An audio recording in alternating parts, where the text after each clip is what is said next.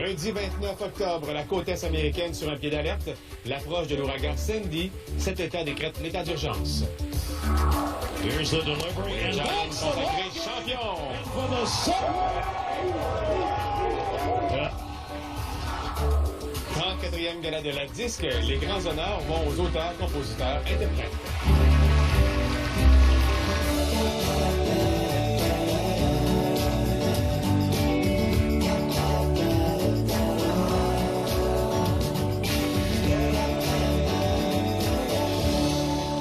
Bonjour, comment ça va tout le monde? Vous avez passé un bon week-end? Oui. Très beau week-end. Oui, la tempête s'en vient. On va en reparler dans les prochaines minutes. Évidemment, on va faire le point sur la situation et l'état d'urgence partout. Pour l'instant, revenons d'abord sur le gala de la disque hier soir. Oui, et si vous vous demandez qui est l'interprète féminine et masculine de l'année, voici la réponse.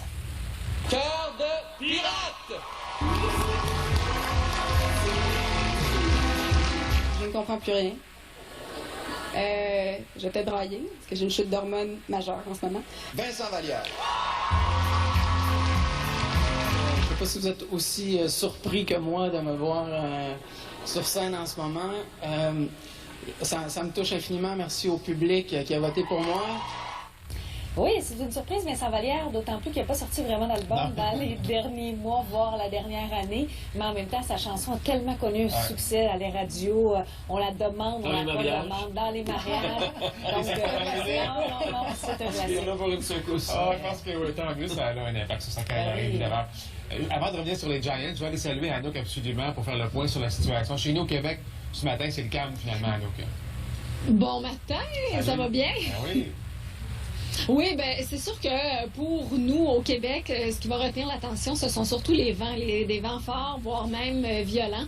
On a des avertissements pour les secteurs qui sont situés le long de la vallée du Saint-Laurent, allant de Montréal jusqu'à Québec. Alors, ce qu'il faut comprendre, oui, c'est un peu venteux ce matin, ça va s'accentuer en après-midi avec des rafales pouvant atteindre jusqu'à 70 km/h et 90 km/h pendant la nuit prochaine. Avec ça, ben, on a des pictogrammes assez gris sur le Québec aujourd'hui, donc des précipitations qui sont attendues, mais on n'aura pas de grosses quantités abondantes. Là, comme je vous dis, ce sont vraiment les vents qu'on va devoir surveiller. Et vous avez vu le long terme, comment dire, la semaine passée, tous les jours, j'en revenais pas comment j'étais chanceuse et je paye pour cette semaine, j'ai bien l'impression. Quoique là, tout va bien. Alors, je parlerai pas trop. Non, effectivement. Et sur un terrain de football d'une ancienne école à Daniel, d'ailleurs. Oui, Saint-Jean-Vianney, le collège Saint-Jean-Vianney, parce qu'on va être avec Yannick Bergeron ce matin pour faire toutes sortes de petites expériences d'Halloween. Alors, on va bien s'amuser. Excellent. As-tu une affiche à ton nom dans le collège? Non, en fait, c'est la mosaïque définissant de 1989-90. Je vais me dévoiler un peu de mon âge en même temps, mais c'est quand même ça. Tu parles bien de 1900 et pas 1800. Oui, On va venir au baseball dans les prochaines minutes. Pour l'instant, on fait le point sur l'ouragan Sandy. Oui, et on va tout de suite vous montrer des images en direct. D'ailleurs, c'est ce qu'on va faire tout au long de nos bulletins, vous montrer ce qui se passe en direct sur la côte est américaine. Donc, ce que vous voyez présentement, ce sont des images de la Caroline du Nord. Donc, il fait noir quand même, mais on voit très bien les vagues. Il y a pas mal de pluie également. Donc, déjà, on sait que les vents touchent la côte est, même si l'œil de Sandy devrait toucher le New Jersey aux alentours de 16 ou 17 heures. En tout cas, ce sera en début de soirée. Sandy qui est toujours de catégorie 1, qui a effectué comme prévu son virage vers le nord. Déjà de fortes bourrasques, vous l'avez vu, qui se font sentir. 375 000 personnes ont été évacuées. Tout a été placardé et c'est la cohue carrément dans les supermarchés.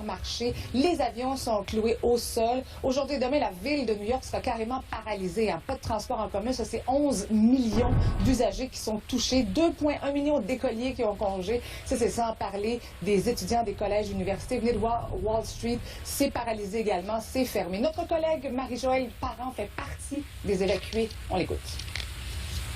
C'est une atmosphère assez surréaliste de voir ça, un peu comme un film catastrophe, de voir ces familles quitter les sacs de sable. J'ai vu des voitures de police avec des haut-parleurs ordonner l'évacuation. Donc, comme je vous dis, ça ressemble vraiment au prélude d'un film. Les épiceries qui se vident également. Donc, c'est vraiment l'étendue de Sandy qui est impressionnante. Écoutez, ces perturbations s'étendent sur 780 km. La méga-tempête pourrait donc laisser jusqu'à 300 mm de pluie sur le Delaware, le Maryland et la Virginie. En zone montagneuse, on s'attend à 90 cm de neige.